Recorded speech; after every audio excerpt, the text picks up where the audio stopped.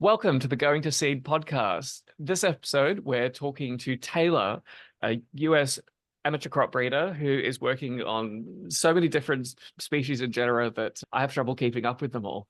So to get us started, Taylor, can you tell us a bit about your background and the path that led you to crop breeding? Yeah, I guess if I'm starting early in undergrad, I took some classes, ethnobotany classes, and became sort of interested in useful plants. And after that, a couple years after that, I took a permaculture course, and then that's when I started gardening and just playing around, doing different crop trials and becoming interested in. Well, I wasn't interested really in breeding at that point, but I came later interested in breeding after coming upon the Carol Depp's book, Breed Your Own Vegetable Varieties. And around that same time, I also read an older book by a Russian plant breeder named Ivan Machurin. And then after I read those two books, I became really interested in especially wide crossing. There's a huge amount of potential there that I'm really excited to talk about the stuff that you're working on. So could you tell us a bit about your local growing conditions, like what resources in terms of space and soil and climate and just everything that you're using as a resource for plant breeding to give us an idea of how you do it? Yeah, I live in Southwest Virginia. It's a USDA zone 7B. It's a humid climate, frosty in the winter, but not extremely so. The space that I'm working on right now is fairly small, but I'm also growing on a couple of my friends' plots as well for some of the things that take up a little bit more space, cucumber family things. What else? What soil type are you working with? Oh yeah. It's very heavy clay around here, which yeah, once you get going, once you get a couple of good season on it, starts to get pretty nice and flush though. So can't complain. Do you also work with a greenhouse and plants in pots as well? Yes, I do. I do work with potted plants, particularly when I'm trying to make a cross with something that's less hardy, a tropical cousin to a more cold hardy species. So I do, but not, I haven't, I've only been, this is only my second growing season at the house that we live in now. So that's, kind of hit the reset button on a lot of things since I became interested in plant breeding, moving several times, just trying to keep certain collections going. Do you find that's one of the underappreciated benefits of breeding things and having seeds that you can just pack it all up in a box and even wait a few years if life gets in the way? Yes, most definitely.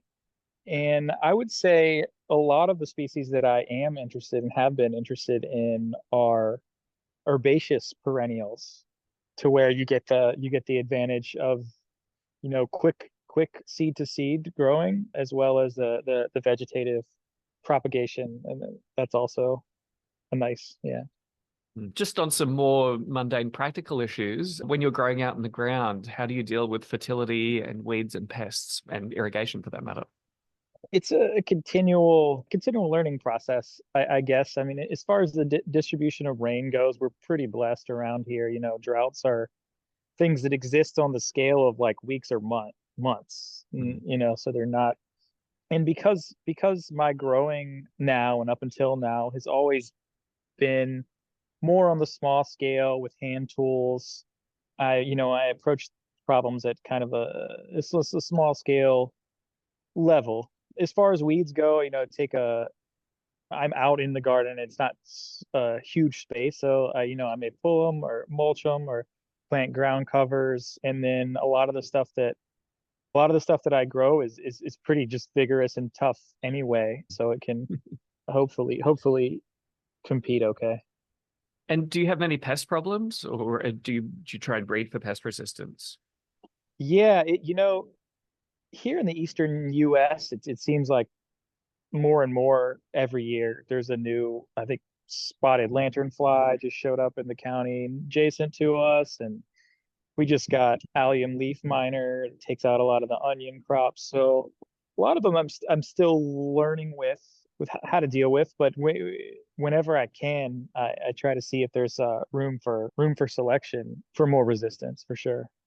So moving on, what are your broad priorities in crop breeding? Like what traits and qualities and end uses you particularly Hmm. interested in? Yeah, I if I if I could put it all under one rubric, maybe it's too much, but to have things that are generally resilient. So, and I may define that pretty broadly from just like a vigorous plant in and of itself, but also, resilient in terms of will my family eat it? Is it like we were saying with pet, is it more pest resistant, more disease resistant? Is it easier to process in the kitchen? Does it have a, longer storage time? Can it self seed? In these types of qualities. Yeah, no, I can definitely relate to that. So now we get into the nitty gritty. I'm really excited about this because you've got so many interesting breeding projects. So which particular species do you want to start telling us about? Maybe the Chinese yams, I think was one that I really Yeah, wanted to talk about. yeah. The Chinese yams are a fascinating species and crop, and yeah, partly due to the fact that I started out on a small scale. Like I said, I'm still growing relatively small scale.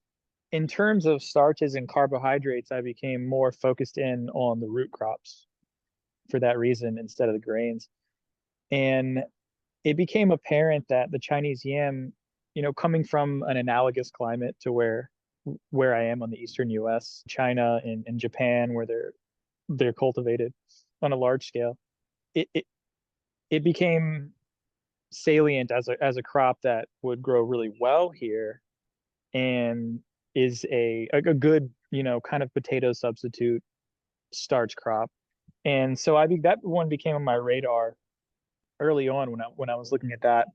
And but yams are one of the hardest crops to start breeding with. There's chromosome differences. It's hard to find a lot of genetic diversity. There's separate male and female plants. There's problems you get with similar to a lot of other clonal root and tuber crops where there's degrees of sterility.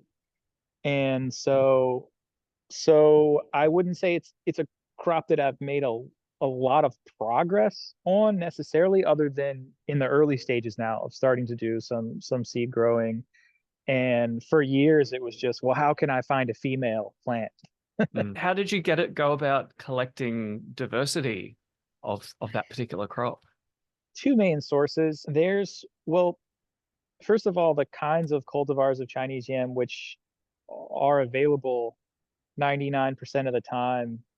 I wasn't too interested in growing as a root crop because they're called snake yams and they grow vertical straight down and you have to excavate them. And you don't even see the tuber until you've excavated 20 inches down. You don't even start to see the beginning of it. And so two main sources that I got the sort of what I consider the better genetics that are, they may divide like potatoes but essentially they're more horizontal as opposed to vertical. So you can just pop them out of the ground like you would a Dioscorea a lot or something. And those I sourced from Mountain Gardens from the late Joe Hollis. I got a few cultivars from him.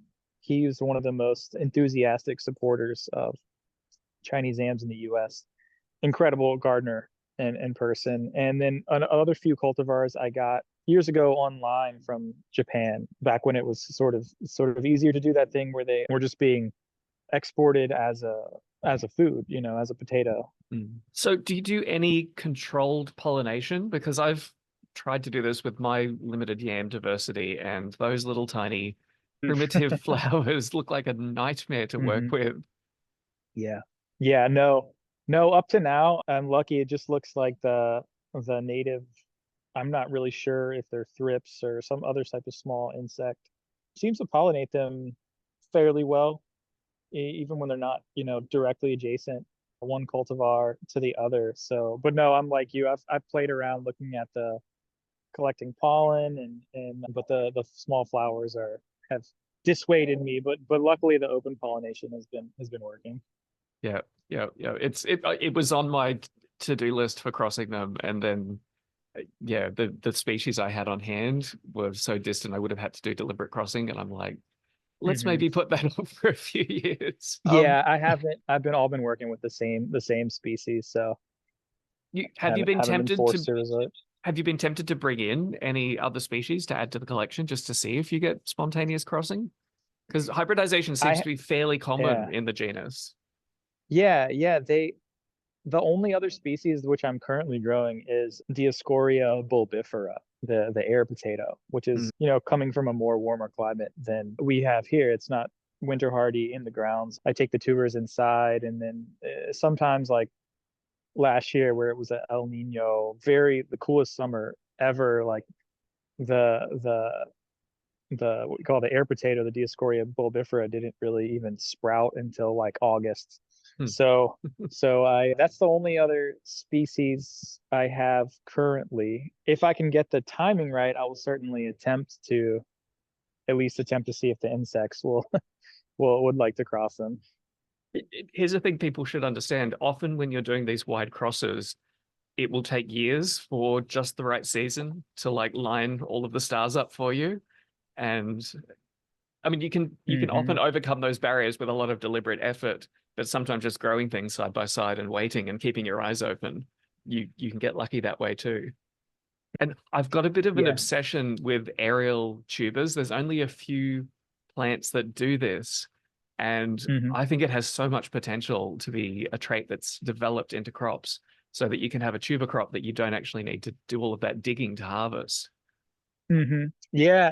That would be fabulous to be able to cross those two species. I think it would make our current species, well, sorry, the Chinese yam, it would make it kind of less weedy because it would make the aerial tubers, if they're bigger, they're not going to sort of roll away from you Yeah. as easily. But the Chinese yam is, it's cultivated for its aerial tubers as it is. Ah, They're okay. just small. They're just very They're small. small. Yeah, they're kind of the size of I don't know, maybe like a lima bean or something like Hmm. that. Yeah. Hmm. And you have to set out a tarp and shake the vine on there, and you get tons of these little, well, depending on the cultivar, some produce a lot, some produce hardly any. So that's a definitely an potential avenue of selection. Interesting. Oh, you've got me even more excited about that crop now. So let's move on to another crop because I know you've got quite a few. Which one do you want to talk about next? I would say the crop that I have the most experience breeding with now is Passiflora. We have a native species, Passiflora incarnata, which has the ability to cross with apparently quite a number of other species. So that's where I kind of dipped my toes in the water with wanting to, okay, here's a great resilient species that we have that already has this ability to be somewhat compatible with all these other. It's actually a sister species of tropical passion fruits Mm. and tastes a little bit different. So that was just something I was curious about from the beginning. Here's a good opportunity to get a species that's already grown. There's already people that have been selecting hybrids and making polyploids, and so I could kind of just play with that with a lot of the work that has been done already. Mm. Have you taken that project in any particular unique direction for your local conditions? Yeah, I've got several selections now that have at least the majority of the cold hardiness, which is our native species. It dies back to the roots and then runs from the roots, so you can propagate it through root division very easily. So yeah, I've gotten a few selections which have more of, I guess, what I would consider like domesticated qualities coming from the typical passion fruits that people would see in the store, but more more of an orange colored arils that are juicy and that seem to be a little bit more enjoyable. Not that the native species doesn't taste good on its own. There's certain selections of it which already taste really nice. It's interesting. We've got the Passiflora fotida has done really well here in the last few years, and the goats eat Hmm. around it in the paddock, so it's just everywhere at the moment. I'm picking handfuls of them, and I've been tempted to do some breeding work with it, but it's fairly low on my priority list. But are you doing hand pollination with the Passiflora because they're nice big chunky Yeah, flowers? Exactly. Yeah. And I've got about maybe 40 something seedlings that I sprouted last year that overwintered in the ground that will fruit this year that I'll get to evaluate and do some harsh selection on and really just find the ones that have the most, fertility, the most full fruits. And the rest will be attempted to be weeded out for for Are, are, probably a few years are they with a little bit? how they grow. Yeah, are they a little bit of a pain to get rid of when you don't want them? Yes. Yeah, but it's yeah, It ideally with swings and something like roundabouts. that. You can't have it both ways. Right. Exactly. Yeah, if you want the vigor and the resilience sometimes it's but I will say in that regard, one thing that came up from crossing with the tropical passion fruit species is less expansiveness by roots. Mm. Some of the selections kind of stay put and are more that was so that actually that to answer your last question, that's a big plus in terms of yeah, kind of backyard cultivation in this climate is to have something that doesn't run 20 feet in a season But still gives you and enough of a still runner that stays if you wanted to dig it up and move it a somewhere else, it'd be easy. yeah. Yeah. Yeah, clumps versus runs. Yeah, so it's Mm. found a couple of those, and just gotta get the right balance with getting some more fruitfulness and already finding like really wonderful flavors. And but like I said, for me, it was just a good experience to learn, play around with some wide crosses. Mm. Now, could you tell us a bit about the work you're doing with goji berries? I'm so jealous because they absolutely refuse to grow here in my humid, hot climate. Well, the goji berry, the traditional, well, the climate that gojis come from is high desert. Mm. So really, most of the cultivars that the berries that you find in the store and the berry cultivars are really more suited to places like that or like where, Joseph Lofthouse lives. So the humidity in this climate throughout the growing season presents some fungal issues, powdery mildew and some other fungi on the leaves of goji. But I became more excited about goji after I started growing an interspecific hybrid called Stardust that has really nice fresh eating berries, which is sort of unusual. Gojis are, if you pick them fresh, they're a bittersweet Mm. flavor. They taste a little bit more moderated once you dry them. But so I'm growing some selections now from that parent that have a blueberry grape flavor, and they're also the berries are juicy. So I'm growing some selections with that crossed with another species of goji, which is a leaf cultivar, but has really good fungal resistance. Mm. So I'm excited about those because then I can make have the because goji is a leaf vegetable, which is why one reason I'm also excited about it because you have these bushes that can grow very quickly from seed and produce a lot of delicious shoots, especially some of these selections from this hybrid. So it's a great multi-use plant in China. They eat the shoots, the leaves, the berries. The berries yield over a long time, several months. You can even use the root bark for fevers and different types of inflammation. And it just isn't messed with by a lot of animals. Deer will nibble on it here and there. So it's definitely got some good qualities. They're lanky bushes. You have to prune them, or if you don't, that's fine too. But they have little spurs on them, like little thorny things, which dissuade some people. But I think with the right cultivar, considering everything, there some nice selection can be made, particularly with these new cultivars I'm growing that are really nice for fresh eating. So they're also not particularly expansive in my climate by the roots. Like I know in some climates they'll run, like the Passiflora that we were just talking, they'll run, whatever 15, 20 feet underground and pop up. For whatever reason, they don't really seem to do that here. So It could yeah, be I it ate a could be your lot of heavy goji. clay. It might be your heavy clay that slows it down. Yeah. I think it's probably that, and maybe also, well, I guess I'll find out once I grow more selections for sure. But And with the goji berries, were you doing controlled hand pollination with them if you were making deliberate crosses? Because they're quite small bumblebee Hmm. pollinated flowers, I believe.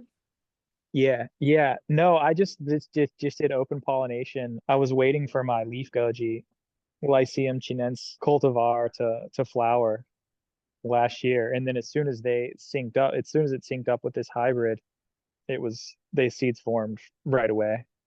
So if you normally just grow a single clone, do you get like seedless fruit, or how do you distinguish from self-pollination? Yeah, that's a good point. Well, they do most goji cultivars that you grow, you only need a single clone. They will self. But because the one I was growing the Stardust Goji, it appears to be male sterile. I assume from being an interspecies hybrid. So it solved the problem of selfing for me. It's brilliant. It's always nice if you can avoid that fiddle work and squinting at little tiny flowers. Yeah. Yeah. I don't mind doing it, but if it can be avoided, that's great too. Now, were there any other projects that you wanted to talk about? I'm gonna try for some different F1s this year.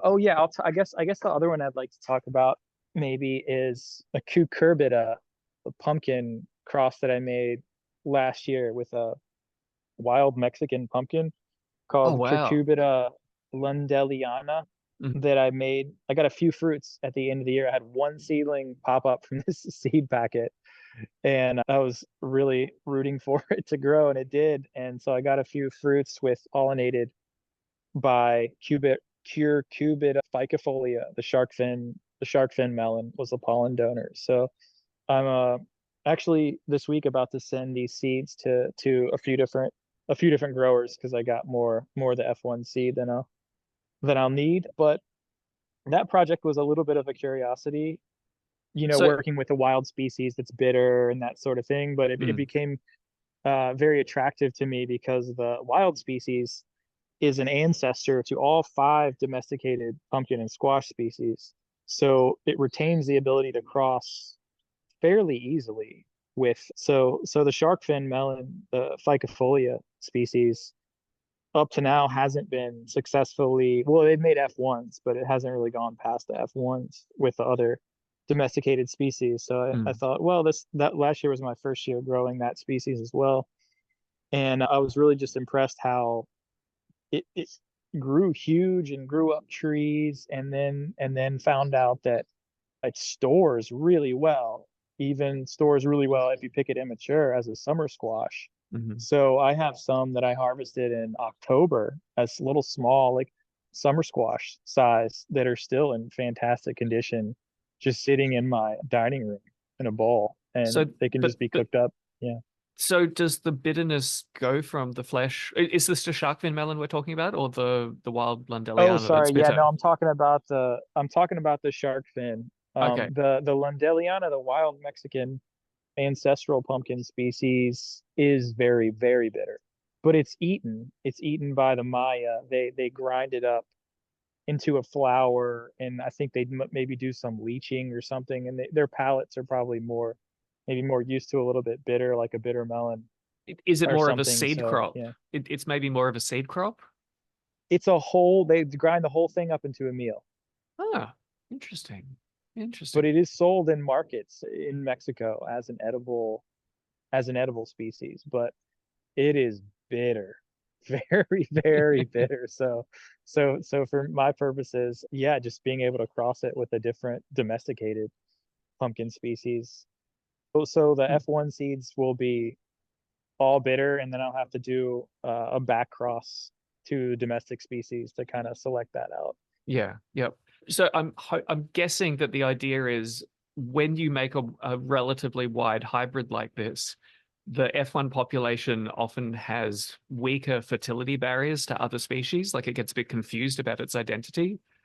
So the hope is that those F1 hybrids of the Ficofolia and the Lundeliana should be Yeah, relatively easy to cross with Maximas and Moschatas and anything else yeah, peepos. yeah. You can cross it. So the work done on crossing with the Lundeliana was done in the 50s, and so I just found the papers when I was looking into pumpkin wide crossing, and I just found a few papers about it.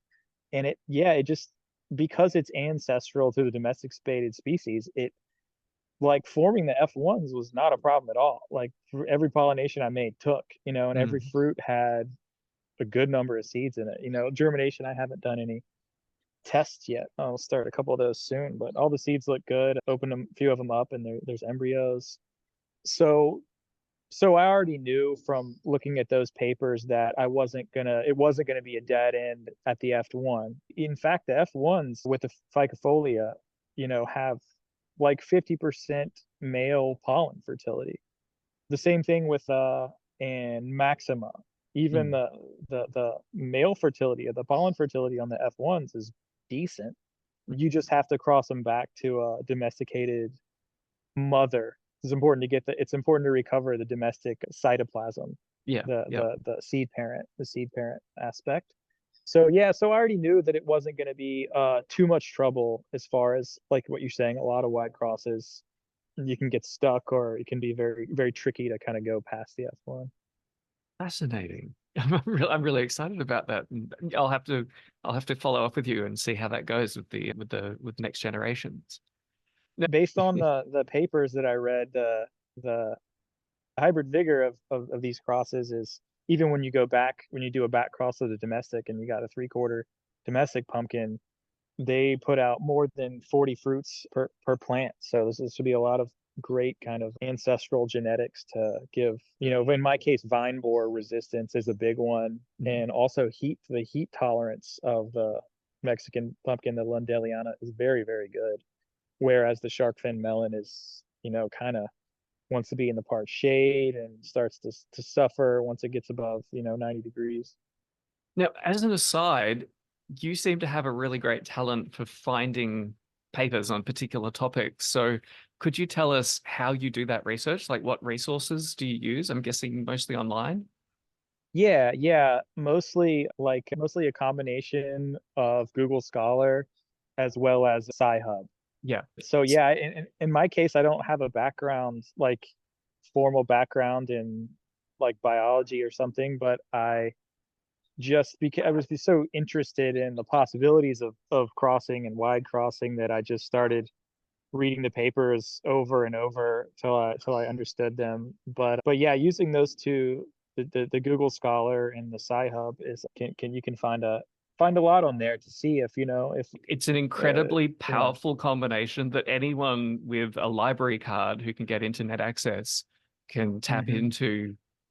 Would it be millions of papers that you can sift through in an afternoon yeah, to find the it seems gold? like it. Yeah, and a lot of the work has already, especially if you're working for a species that has a domestic, member in the genus, Yep. you're probably going to find that work, whether it was successful or not, or to what degree. I would maybe just take a moment to point out to people too, if you don't have a scientific background and you pull up a research paper, people often think that you're supposed to be able to read it from the beginning to end, like a novel, and understand every part of it. And that's not how scientists write or read papers. You basically just Mm, pick out a few little details that are relevant to what you're working with, and the rest of it is just kind of mm-mm, like for someone mm-mm. else. So yeah, learning to read papers selectively and not stressing if you run into something you're like, what the hell is this word? If you don't know it, it Exactly. may not be relevant to what you're doing at all. Yeah, yeah. Start at the abstract. See if you can find anything about the fertility of the crosses. There's all sorts of barriers. There's all sorts of ways, that obstacles. So you can Mm, kind of see, did it happen at the flower, or did they able to get the seed and it happened in the F1, or and so on. mm. Now, the thing I really wanted to talk to you about, not that all of this hasn't been absolutely fascinating. So you're somebody who's been going down the path of mentor grafting. And I think this is a technique that more people should know about and start tinkering with. So, do you want to just give us an overview about what mentor grafting is? Sure, yeah. Mentor grafting is a way of creating what are called graft hybrids or vegetative hybrids. They've gotten those two names traditionally, and it's essentially a way of bypassing the barriers that come from, pollinization and normal seed growing sexual reproduction to get some characteristics from the rootstock into the scion, and or the seed of the scion in the subsequent generations. That's the objective of mentor grafting, is to create graft hybrids, which have been kind of a controversial subject in the Western world for a number of decades, but more and more evidence is coming to light. So I guess I could talk about the specific technique of it. Basically, you graft a young seedling in the or very early on in its development, when it has cotyledons, if you can still, and you graft it onto a rootstock that's of an older age, with more biomass. And as the seedling grows, as the scion takes and then grows, you do a pruning process where you only leave 1 to 2 leaves at the apex of the scion. So you're forcing a kind of one-way sap flow of all the different biomolecules from this kind of older, bushier rootstock. You're shunting them all into this young seedling. And ideally, that seedling is a hybrid. Mm. Yeah, again, just make it a bit unsure about what it is and kind of stir up its genetics to make it more receptive. Exactly. So Yeah, I think I think it's a very promising technique, and it's not one that, sort of amateur breeders and hobbyists have really explored very much. So I think like you said, there's a lot of potential for it's worth pointing out that too that technique. this graft hybridization has been observed for like thousands of years. It goes back to the early days of grafting, particularly fruit trees were the first species that it was done with. But there's been a lot of work on it in Asia that has demonstrated very clear traits being transferred from the rootstock to the scion, which then persist through seed generations produced from the scion. So there's some kind of genetic element that's been permanently transferred. And I think you sent me some papers that more recently they've developed genetic evidence that things like chloroplasts and mitochondria and jumping genes are actually moving between the two in a permanent way. Yeah, in general, it can be a very, I guess, complex process. It looks like, some of the papers, when you look at them, they're showing differential gene expression of a couple thousand different genes. So that's actually also a promising thing, to be able to potentially work on more like polygenic or quantitative types of traits, which are often the ones that are more interesting to people wanting to develop food crops. So yeah. And I I should say that it's different from a chimera, a graft yeah chimera, where you yeah have the adjacent layers yeah of that's when you get a mosaic of cells from the rootstock and the scion kind of woven together in a bud to create a kind of half and half plant. exactly. Yeah. And they tend not to be stable in the long run, that you'll get shoots of one or the other plant re-emerging in time. hmm Sorry, but what It's were you going to say? Oh, I was just going to point out that this phenomenon of graft hybridization, of mental grafting, there's evidence for it happening naturally, both through parasitic plants and possibly through plant roots touching each other underground and melding together between different Right. species. So particularly if you look at mistletoes and parasitic plants like that they graft themselves, they have genes that they've taken up from their hosts that shouldn't be there according to simple branching phylogenetic trees. So the Mhm. idea that this is unnatural, it's like, no, nature does it all the time. And we're kind of coming Yes. along late to the party saying, could we join in too? Could we have fun too? Yeah. I think that's an important point. I was going to say something else regarding that point. It escaped my mind though.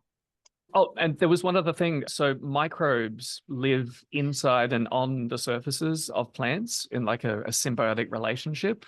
And a lot of these were only recently discovered. Like there's fungal hyphae inside plant tissues that are so long and thin that you don't see them when you do a microscopic section unless you know what looking for.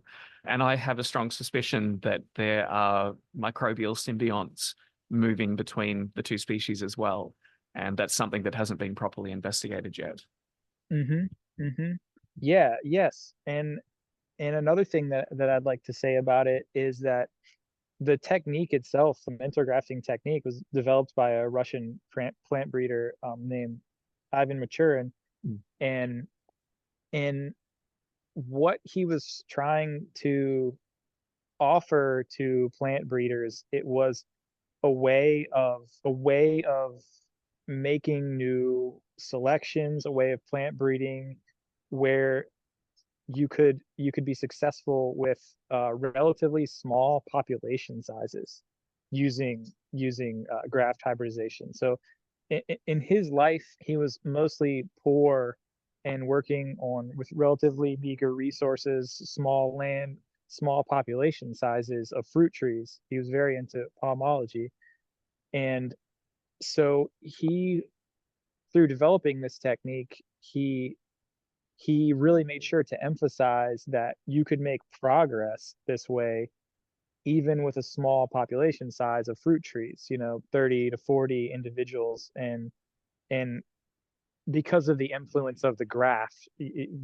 the amount of time that the graft lives being mentor grafted, it's a change by degree, sort of a quantitative change by degree that you can influence a plant. So when you're growing these young hybrids from seed, you can get a greater amount of sort of, even though it's a very chaotic process, sort of predictability of depending on the other species that is serving as the rootstock and the amount of time that you leave it on there. So that's actually what really inspired me to start learning about like taxonomy and different species relationships.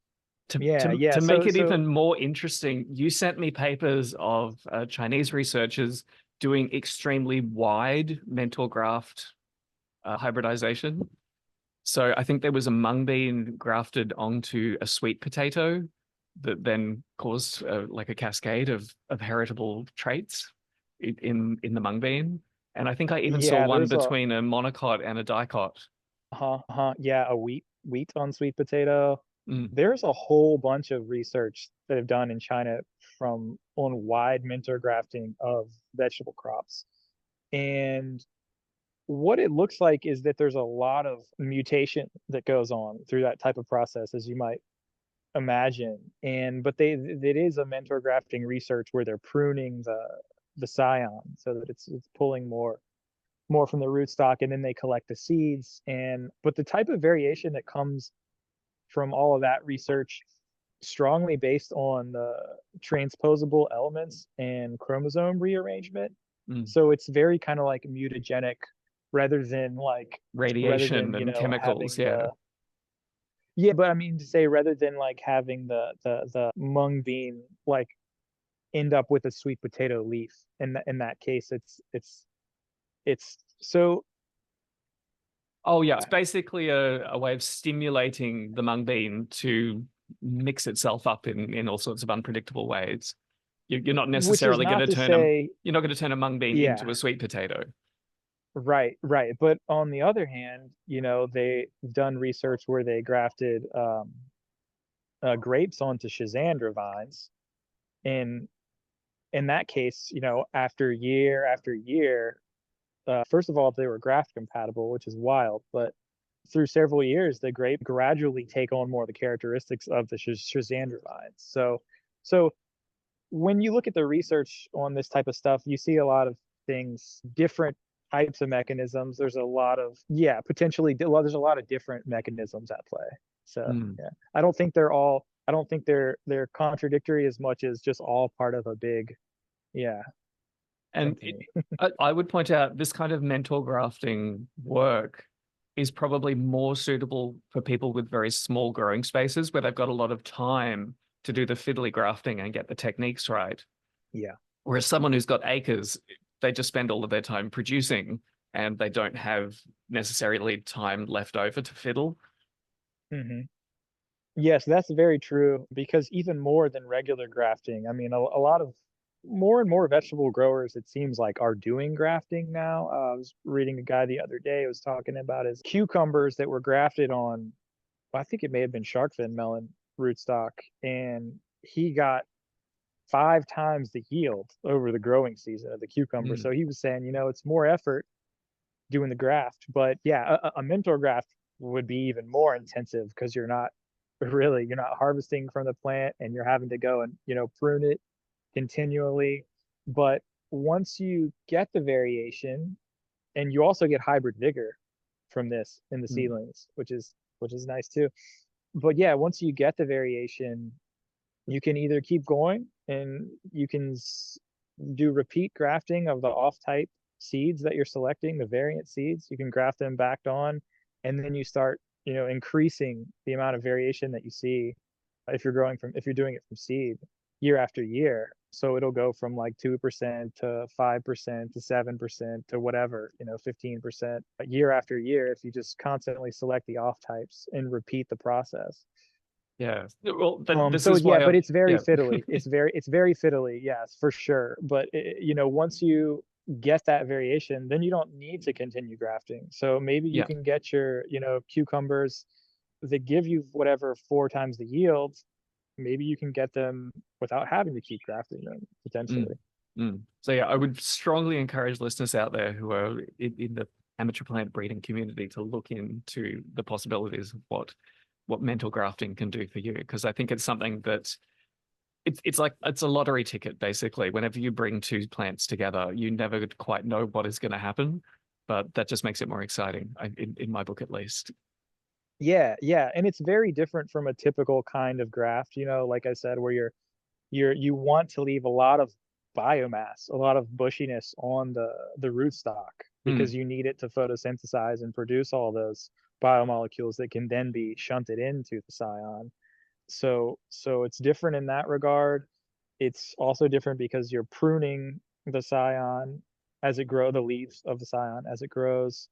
And yeah, if you can use a hybrid scion, whether it's got lots of genetic diversity from a land race or just two different accessions of a species, or whether it's a wider hybrid. And then so you start to see all this as kind of like on a spectrum where if you're using seed that's an interspecies hybrid, you're going to see more success of the graft hybrids, more variation occur. mm, And then likewise, if you're using a rootstock that's even more distant, like let's say you're grafting a tomato onto a lychee tomato, you're going to mm. see more variation in your tomato seeds mentor grafting it onto a lychee tomato than you are onto just another tomato. There's And just so so you many can kind of see possibilities. there's different. There's Yeah. so many possibilities, but yeah, people just have to get out there and start playing around with it. So I hope this has inspired at least some of you out there to give it a go. Okay, bonus round questions. If you could work wonders and wave a magic wand over any species, what would you create? Maybe a cold hardy breadfruit. Oh, yes. I Be mean, nice. well, I mean, there's more AC that go into pretty cold regions, so the family can do it. So, Right. and well, you'd probably want to start with bread nut because it's the one that produces fertile seeds. But yeah, I would agree. Huge amount of potential there. I'll have to wait for I get a greenhouse for that one. I got a few different mulberry species at the moment in pots. So yeah, one day. So what is your vision for the future of food in your community? I would like to see a lot more, I guess, smallholders, backyard growers instead of all of this lawn and these ornamental bushes, which are fine. But I would like to see a lot more growing and breeding happen in smaller spaces, at least to start off with, to create a kind of, you know, more of a mosaic, more of a patchwork of diversity. Mm. I mean, there's just you look at how undisturbed natural communities have different species and all these little different niches, and it just makes you realize like every little patch of land has its own potential. And in a human managed environment, we could have a corresponding diversity of crops. we could have more diversity than natural systems can achieve through Yeah, our interventions in theory. So yeah, it's exciting. exactly. Yeah. So how do you hope to pass your work on to other breeders and future generations? Well, I do trade and I share seeds with people. So I guess primarily that way. And my daughter, I'm currently teaching, is for garden. Her first ever tomato that she ever ate was an interspecies hybrid, one of Joseph's promiscuous tomatoes, actually. I love that. I love that so much. She's going to eat like a store-bought tomato one day and just be like, "What the hell is this?" I know the Tomato's not feeling. supposed to tomato's not supposed to taste that bad. Okay, and what's your final message to people who are thinking of getting into crop breeding? Just find something that a crop that you like or that you think is interesting, or maybe there's a problem that you want to solve with something a crop that you already grow. And yeah, just start playing around. You don't need like, I don't have a background in genetics or anything like that. So just start with what you enjoy and experiment. Don't be afraid to stuff up and kill things. Oh It's yeah. all part of it. And final Mhm. end plug opportunity, if people want to get in touch with you, what's the best way to do so? You can message me on the Going to Seed forum. I don't currently have a blog or anything like that yet, but at It's a some point. wonderful community. So yeah, I would encourage anyone who's thinking of getting into plant breeding to check it out and say hi and see all of the other amazing work that so many people are doing. Yes. Okay, well, thank you very much, Taylor, for taking the time to talk to us today. This has been a fascinating episode, and hopefully we can get you back in another season or two to see how your projects have developed. My pleasure, Shane. Sounds like a plan. Brilliant. Thank you. Take care.